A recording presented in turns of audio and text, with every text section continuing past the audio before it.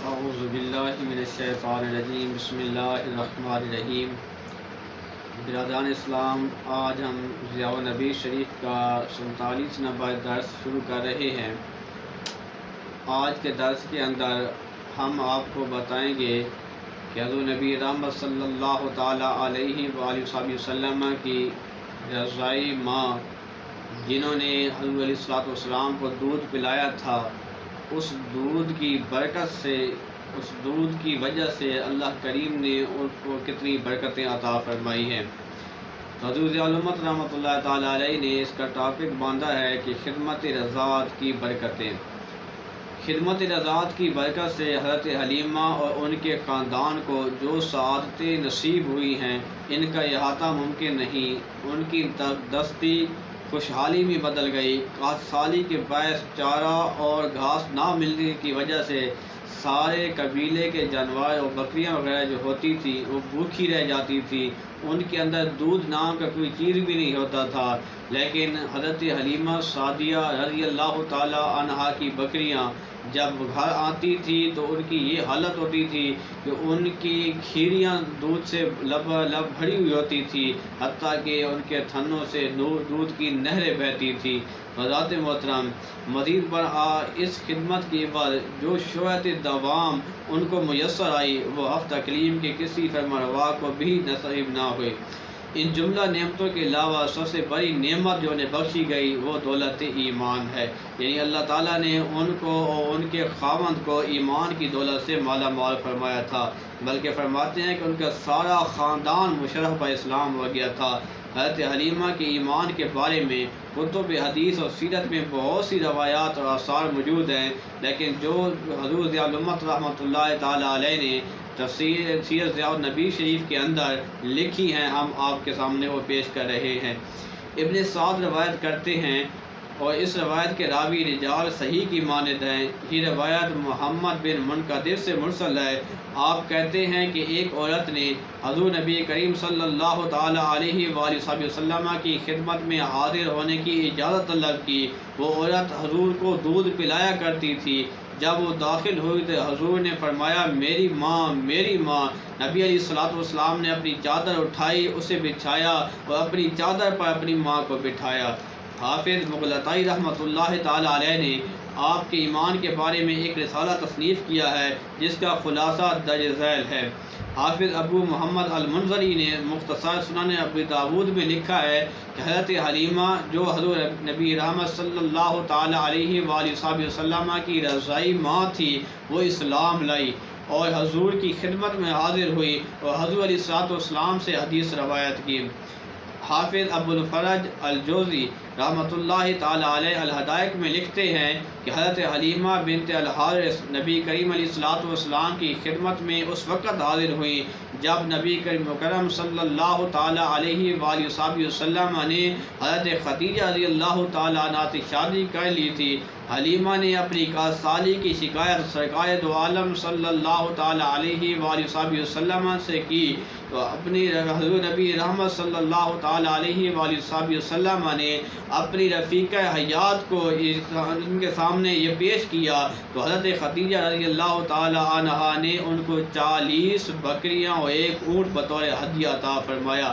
پھر حضور کی بعثت کے بعد حاضر ہوئی، آپ پر ایمان بھی لے آئی اور ان کے خاوند حارث نے بھی اسلام قبول کیا اور دونوں نے حضور کی بیعت کی۔ قاضی عیاض لکھتے ہیں کہ حلیمہ سعدیہ رسول اللہ صلی اللہ تعالیٰ علیہ وآلہ وسلم کی خدمت میں حاضر ہوئی۔ حضور نے اس کے لیے اپنی چادر مبارک بچھائی اور اس کی حاجت کو پورا کیا۔ حضور کے بعد سال کے بعد سیدنا صدیق اکبر رضی اللہ تعالیٰ عنہ کی بارگاہ میں حضرت حلیمہ سعدیہ حاضر ہوئی تو آپ نے بھی اسی طرح ان کے بیٹھنے کے لیے اپنی چادر بچھائی، ان کو اپنی چادر پر بٹھایا اور ان کی جو حاجت تھی اس کو پورا فرمایا۔ تو برادران اسلام، حضرت عطا بن یسار سے مروی ہے کہ حضرت حلیمہ نبی کریم صلی اللہ تعالیٰ علیہ وآلہ وسلم کی رضائی ماں تشریف لائے تو حضور ان کے لیے کھڑے ہو گئے اور چادر مبارک بچھائی اور ان پر بیٹھی۔ تو جتنی بھی روایات پیش کی گئی ہیں یہ سبل الہدیٰ و ارشاد سے منقول ہیں۔ حضرت حلیمہ کے خاوند اور حضور نبی رحمت صلی اللہ تعالیٰ علیہ وآلہ وسلم کے رضائی باپ کا نام حارث ہے۔ ان کے ایمان لانے کا واقعہ ابن اسحاق نے اس طرح بیان کیا ہے کہ حضور نبی رحمت صلی اللہ تعالیٰ علیہ وآلہ وسلم پر نزول قرآن کے بعد حارث مکہ مکرمہ حضور کی ملاقات کے لیے آئے۔ قریش نے انہیں دیکھا اور کہا، اے حارث، تم نے سنا ہے تمہارا بیٹا کیا کہتا ہے؟ انہوں نے پوچھا وہ کیا کہتا ہے؟ تو وہ قریش کہنے لگے کہ وہ کفار نے بتایا، وہ کہتا ہے کہ موت کے بعد ہمیں پھر اٹھایا جائے گا اور اللہ تعالیٰ نے جنت اور دوزخ بنائے ہیں، نیکوکاروں کو جنت میں اللہ تعالیٰ جگہ عطا فرمائے گا اور بدکاروں کو دوزخ میں بھیجے گا۔ اس نے قوم کے اتحاد کو پارا پارا کر دیا ہے۔ حارث حضور نبی کریم صلی اللہ تعالیٰ علیہ وآلہ وسلم کی خدمت میں حاضر ہوئے، عرض کی، کیا میرے بیٹے آپ کی قوم جو آپ کے بارے میں شکوہ کیوں کرتی ہے؟ پھر قریش نے حضور کے بارے میں جو کچھ کہا تھا اس نے اسی طرح اللہ کے محبوب کی بارگاہ میں دہرایا۔ حضور علیہ السلام نے فرمایا، بے شک میں ایسا کہتا ہوں، جب وہ دن آئے گا میں تمہارا ہاتھ پکڑ کر آج کی گفتگو تمہیں یاد دلاؤں گا۔ حضور کے ارشاد نے حارث کی آنکھیں کھول دی اور مشرف اسلام ہو گیا۔ اس کے بعد احکام الہی کی تعمیل کا حق ادا کر دیا۔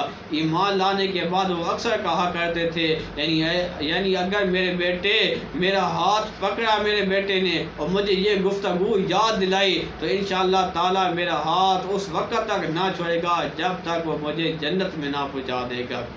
حضرات محترم، یہ نبی علیہ السلام کے والدین کریمین کے ایمان لانے کے واقعے ہم آپ کے سامنے بیان کر رہے تھے۔ تو پہلے آپ کے حقیقی والدین کے ایمان کے بارے میں بتایا تھا، اب آپ کے رضائی ماں باپ کے ایمان کے بارے میں بتایا ہے۔ تو پیچھے بیان کرتے آ رہے تھے کہ حضور علیہ السلام اپنی والدہ کے ساتھ جو وہاں گئے تھے اپنے والد کی قبر کے اوپر، پھر وہاں سے جب مکہ واپسی ہوئی وہ کس طرح ہوئی۔ حضرت میمن سیدہ آمنہ کو ابواء سے کے مقام پر دفن کیا۔ یہ مقام مکہ اور مدینہ طیبہ کے درمیان ہے۔ قدیم شاہراہ جو مکہ مکرمہ سے مدینہ طیبہ جاتی ہے، اس پر ایک گاؤں مستورہ کے نام سے آتا ہے، جہاں ہوٹل اور قہوہ خانے ہیں۔ آنے جانے والی بسیں اور کاریں یہاں رکتی ہیں، مسافر چائے پیتے ہیں، کھانا کھاتے ہیں۔ یہاں سے مدینہ طیبہ جاتے ہوئے دائیں طرف چند میل کے فاصلہ پر ابواء کی بستی ہے۔ بستی سے باہر ایک اونچا ٹیلہ ہے، ارد گرد جھاڑیاں اور کیکر کے درخت اگے ہوئے ہیں۔ اس ٹیلہ پر سیدہ طیبہ طاہرہ سیدہ آمنہ کا مزار پرانوار ہے۔ مزار کیا ہے؟ حضور علامت فرماتے ہیں کہ کالے پتھر توڑ کر ایک جگہ پر بے ہنگم سا ڈھیر لگا دیا گیا ہے، اس کے ارد گرد چار دیواری ہے وہ بھی کالے پتھروں کے جوڑ کر بنا دی گئی ہے۔ حضور علامت حضرت جسٹس پیر محمد کرم شاہ الازہری رحمۃ اللہ تعالیٰ علیہ فرماتے ہیں کہ مجھے بھی ام الحسنات سمیت، یعنی آپ اپنی رفیقہ حیات کے بارے میں بتاتے ہیں کہ یعنی ام الحسنات حضور پیر امین الحسنات شاہ صاحب کی والدہ ماجدہ جو تھی، اس سمیت بعض احباب کی میت میں 1980 میں وہاں حاضری کا شرف نصیب ہوا۔ آپ فرماتے ہیں کہ بظاہر وہاں کوئی زیب و زینت اور رونق نام کی کوئی چیز نہیں، لیکن قلب و روح کو وہاں ایک ایسا کیف نصیب ہوتا ہے کہ سبحان اللہ۔ میر عبداللطیف صاحب آپ فرماتے ہیں پھالیہ بھی ہمراہ تھے، انہوں نے جیپ کا انتظام کیا تھا۔ بہت کم لوگوں کو علم ہے کہ ابواء جہاں محبوب رب العالمین صلی اللہ تعالیٰ علیہ وآلہ وسلم کی والدہ ماجدہ کے آرام فرمائے ہیں وہ کہاں واقع ہے، اور بہت ہی کم لوگ وہاں حاضری کی سعادت حاصل کرتے ہیں۔ حضرت ام ایمن نے اس مقام پر سیدہ آمنہ کو دفن کیا، پھر اپنے کریم مالک اور مہربان مالکہ کے در یتیم کو اپنی آغوش شفقت میں لیا، اس جانی عالم کی آنکھوں سے موسلا دھار آنسوؤں کو صاف کیا، اس کے دل درد مند کو تسلی دی، اس کی روح حضیع کو دلاسا دیا۔ جب انہوں نے 6 سالہ معصوم بچے کو اپنی ماں کی مرکز سے جدا کیا ہوگا تو دونوں پر کیا بیتی ہوگی، اس سے حضرت ام ایمن ہی جانتی ہیں۔ فطرت مقبولان برگاہ سمدیت کی تربیت کا خود انتظام کرتی ہے۔ یہ انتظامات انسان کے طے کیے گئے انتظامات سے انوکھے ہوتے ہیں۔ مادر مشفق کا سایہ تو اٹھا لیا، لیکن اس کے عوض ایک سیاہ فام حبشن ام ایمن کی گود عطا فرما دی۔ بے پایا محبت، بے مثل خلوص، ان تھک خدمت کے جذبات نے ام ایمن کو دوسری ماں بننے کا درجہ دے دیا۔ سیدہ آمنہ نامور خاندان بنی زہرہ کا گل سربت تھی۔ ان کے دار فانی سے رخصت ہونے کے بعد اپنے محبوب کو ایک ایسی آغوش مرحمت فرمائی جہاں بے پایا محبت، بے مثل خلوص اور ان تھک خدمت کے عمیق جذبات کے چشمے ابل رہے تھے، جس نے معصوم دل کے درد و آلام کو بہت حد تک کم کر دیا تھا۔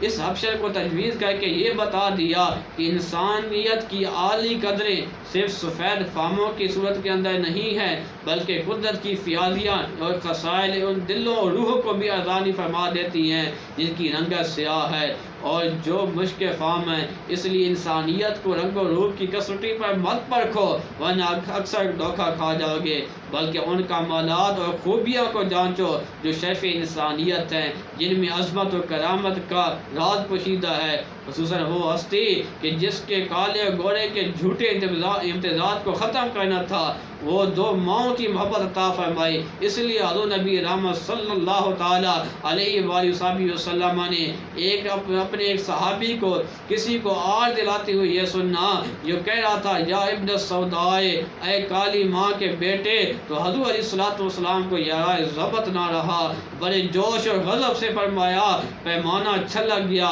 پیمانہ چھلک گیا، پیمانہ چھلک گیا۔ کیا کسی سفید رنگ والی ماں کے بیٹے کو، کسی سیاہ رنگ والی ماں کے بیٹے پر کوئی فضیلت نہیں بجز تقویٰ کے؟ پس محمد فداہ ابی و امی سفید رنگ والی ماں کا فرزند ہے، اس کی پرورش کالے رنگ والی ماں نے کی ہے، بس وہ ان دونوں کا بیک وقت بیٹا ہے۔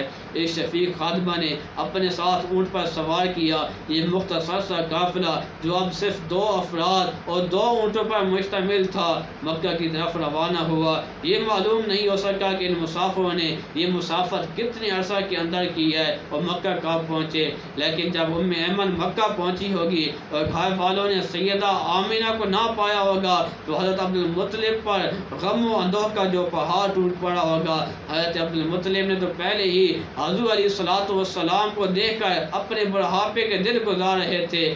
سیدہ آمنہ کے انتقال پر ملال کے بعد تو حضور نے ان کی الفت نے تو ایک طوفان کی صورت اختیار کر لی، پھر کبھی ان کی انگلی پکڑ کر حرم کی طرف لے کر جا رہے ہیں، کبھی انہیں اپنے کندھوں پر اٹھائے کعبہ کا طواف کروا رہے ہیں، کبھی فرزند دل بند کی درازی عمر، یمن تالے اور بخت ارجمند کے لیے مصروف دعا ہیں، کبھی اس چاند سے چہرے کو دیکھ کر 100 جان سے تصدق ہو رہی ہیں، کھانا کھاتے ہیں، پانی پیتے ہیں تو انہیں اپنے ساتھ بٹھا کر، سوتے ہیں تو رات کو اپنے پہلو میں سلاتے ہیں، ایک لمحہ بھی جدا کرنا گوارا نہیں تھا۔ حضرت عبد المطلب جب حرم شریف میں حاضری کے لیے جاتے تو ظل کعبہ میں ان کے لیے مخصوص نشست تھی، اس پر کسی کو بیٹھنے کی اجازت نہیں تھی، حتیٰ کہ ان کے بیٹے بھی ادبر وہاں نہیں جاتے تھے، لیکن یہ شان صرف حضور علیہ الصلوۃ والسلام کو تھی۔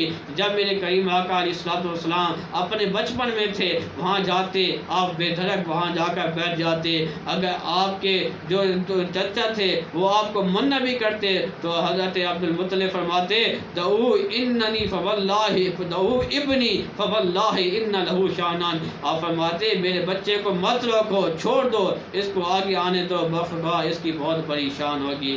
ہمیشہ حضور اپنے ساتھ بٹھاتے، آپ کی پشت پر پیار سے ہاتھ پھیرتے، حضور کی معصوم ادائیں دیکھتے اور خوشی سے پھولے نہ سماتے تھے۔ اپنے عظیم دادا کی بے پایہ شفقتوں اور محبتوں کے گھنے اور خشک سایہ میں حضور کے 2 سال بسر ہو گئے، عمر مبارک 8 سال ہو گئی تو قدرت خداوندی نے اپنے دور از حکمتوں کے پیش نظر حضرت عبد المطلب کو بھی اس دار فانی سے اٹھا لیا۔ وفات سے پہلے آپ نے اپنے بیٹے حضرت ابو طالب کو بلایا، وہ حضور علیہ الصلوۃ والسلام کی نگہداشت اور خدمت ان کے سپرد کر دی، کیونکہ آپ حضرت عبداللہ کے سگے بھائی تھے، دونوں حضرت فاطمہ بنت عمر بن عائض کے بطن سے تولد ہوئے تھے۔ حضور کی عمر مبارک جب 8 سال ہو گئی، حضرت عبد المطلب اس دار فانی سے دار بقا کو سدارے۔ آپ کی عمر اس وقت 140 سال اور دوسری روایت کے مطابق 110 سال تھی۔ آپ کو حجور میں اپنے جد اعلیٰ قصی کے قبر کے ساتھ دفن کیا گیا۔ آپ کی وفات پر کئی دنوں تک بازار بند رہے اور منڈیوں میں کاروبار معطل رہا۔ آپ کی 6 بیٹیاں تھیں، ہر ایک نے اپنے عظیم باپ کی وفات پر مرثیے لکھے، جن میں آپ کے محامد و کمالات ذکر کرنے کے ساتھ ساتھ اپنے عمیق حسن و ملال کا اظہار کیا۔ جب آپ کا جنازہ اٹھا تو لوگوں نے آپ کو 8 سالہ کم سن پوتے کو بھی آپ کے دیکھا، ان کی آنکھوں سے آنسو روا تھے۔ سرکار دو عالم صلی اللہ تعالیٰ علیہ وآلہ وسلم اور آپ کے امی محترم جناب حضرت ابو طالب، حضرت عبد المطلب کی وصیت کے مطابق سرور دو عالم صلی اللہ تعالیٰ علیہ وآلہ وسلم کی نگہداشت کی سعادت سیدنا حضرت ابو طالب کے حصہ میں آئی۔ آپ کی مالی حالت اچھی نہ تھی، لیکن اس کے باوجود آپ نے خدمت گزاری کا حق ادا کر دیا۔ آپ اپنے بچوں سے زیادہ حضور سے پیار کرتے، ایک لمحہ کے لیے بھی اپنی آنکھوں سے اوجھل نہ ہونے دیتے۔ رات کو سوتے تو حضور کو اپنے پہلو میں لٹاتے، کھانے کا وقت ہوتا تو اس وقت تک دسترخوان نہ چنا جاتا جب تک حضور تشریف نہ لاتے۔ اگر حضور وہاں موجود نہ ہوتے، غیر ہوتے، تو آپ کے بیٹوں میں سے کسی کو بھیجتے، جاؤ حضور کو لے کر آؤ، کیونکہ جب حضور علیہ الصلوۃ والسلام کھانے پر تشریف فرما ہوتے، اللہ کریم اس کھانے کے اندر برکت عطا فرما دیتے۔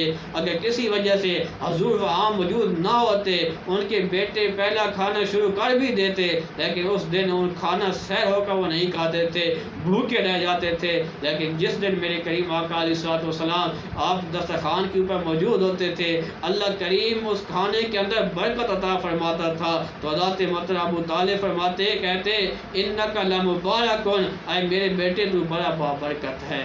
عام بچے بیدار ہوتے تو ان کے بال بکھرے ہوئے ہوتے، ان کی آنکھیں چپکی ہوئی ہوتی، چہرے زردی مال کے کملائے ہوئے ہوتے، لیکن حضور جب بیدار ہوتے تو آپ تر و تازہ ہوتے، حشاش بشاش ہوتے۔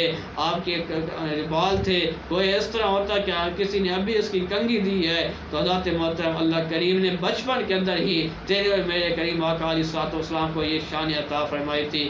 حضرت ابو طالب کے بیٹھنے کے لیے گدا بچھایا جاتا، حضور تشریف لے جاتے تو بے درک اس پر بیٹھ جاتے۔ ابو طالب کہتے انک لمبارک، میرے بھتیجے کا حال عظیم مستقبل کی غمازی کرتا ہے۔ اسی زمانے کے زمانہ میں عرب کے نام ور رفع شناس گاہے بغیر مکہ آیا کرتے تھے، اور جب بھی ان میں سے کوئی وہاں آتا، لوگ اپنے بچوں کو ان کے پاس لے کر جاتے، وہ لوگ ان بچوں کے بارے میں بتاتے ہیں کہ ان کا مستقبل کیا ہے۔ اسی طرح ایک رفع شناس کی مکہ کے اندر آمد ہوئی، وہ جب وہاں آیا لوگوں نے اپنے بچے اس کے پاس لے کر گئے۔ حضرت ابو طالب بھی حضور نبی رحمت صلی اللہ تعالیٰ علیہ وآلہ وسلم کو لے کر گئے۔ جب وہ ایک مرتبہ آپ کو دیکھا وہ حیران رہ گیا، پھر دوسرے بچوں کو دیکھنے لگ گیا، پھر اس نے کہا ابھی کچھ دیر پہلے ایک بچہ میرے پاس آیا تھا، اسے دوبارہ لے کر آؤ۔ جب ابو طالب نے اس کو دیکھا تو آپ حیران ہو گئے، پریشان ہو گئے، آپ کو خوف لائق ہو گیا، حزن لائق ہو گیا کہ کہیں میرے سے کوئی نقصان نہ پہنچ جائے۔ تو برادران اسلام حضرت ابو طالب نے آپ کو چھپا لیا، لیکن حضرت ابو طالب حضور کو لے کر چلے گئے، پھر اس رائے ان کے موجود انہیں اسے نہیں دکھایا۔ حضرت ابو طالب آپ کی کنیت تھی، آپ کا نام عبد مناف تھا۔ روافد کا یہ کہنا ہے کہ آپ کا نام عمران تھا، اور قرآن کریم کی اس آیت میں آل عمران سے مراد آل ابی طالب ہے۔ یہ آیت فرماتے ہیں کہ سراسر باطل ہے یہ آیت جو ان اللہ اصطفیٰ آدم و نوح و آل ابراہیم و آل عمران علی العالمین، کہ بے شک اللہ تعالیٰ نے چن لیا آدم کو، نوح کو، آل ابراہیم کو، آل عمران کو تمام جہانوں پر۔ یہ آیت سورہ آل عمران کی آیت نمبر 33 ہے، اور اس سورت کی آیت نمبر 35 میں عمران سے مقصود کیا ہے قرآن کریم نے خود ہی واضح کر دیا۔ اللہ تعالیٰ فرماتا ہے قالت امرأۃ عمران رب انی نذرت لک ما فی بطنی محررا، تو آپ فرماتے ہیں کہ جب عرض کی عمران کی بیوی نے اے میرے رب میں نظر مانتی ہو تیرے لیے جو میرے شکم میں سب کاموں سے آزاد ہو کر فتقبل منی انک انت السمیع العلیم، تو بس اس کو قبول فرما لے یہ نذرانہ مجھ سے، بے شک تو بہت جاننے والا اور سننے والا اور جاننے والا ہے۔ ہر بچہ بھی جانتا ہے یہ خاتون جو عمران کی بیوی ہے وہ حضرت مریم کی والدہ تھی، اور عمران آپ کے والد کا اسم گرامی تھا، نہ کہ حضرت ابو طالب کا۔ قرآن کریم کی کلام الہی ہونے کی کبھی دلیل یہ بھی ہے کہ وہ اپنی وضاحت خود کر دیتا ہے، اور کسی تعریف کرنے والے کو اجازت نہیں دیتا کہ وہ اپنی ہوا ہوس کے مطابق اس کی آیتوں کا جامع معنی کا جامع پہناتا رہے۔ تو برادران اسلام یہ تھے حالات جو میں نے آپ کے سامنے بیان کیے ہیں حضور علیہ الصلوۃ والسلام کی پرورش کرنے والوں کے۔ اللہ کریم کی بارگاہ میں دعا ہے اللہ تعالی ہم سب کو ان لوگوں کا ادب احترام کرنے کی توفیق عطا فرمائے جو حضور علیہ الصلوۃ والسلام کے ساتھ شفیق تھے، آپ کی خدمت کرتے تھے۔ وآخر دعوانا الحمدللہ رب العالمین۔